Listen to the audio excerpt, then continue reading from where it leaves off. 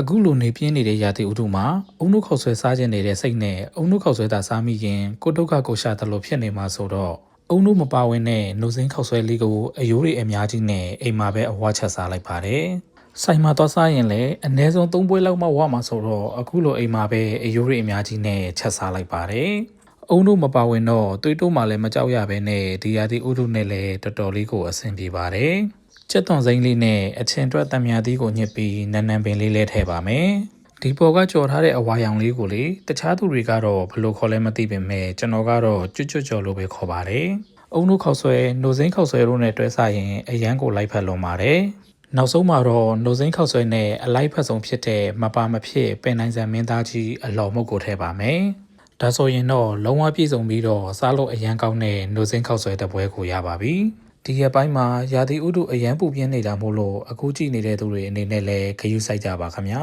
။နောက်ဗီဒီယိုတွေမှာပြန်တွေ့မယ်တတား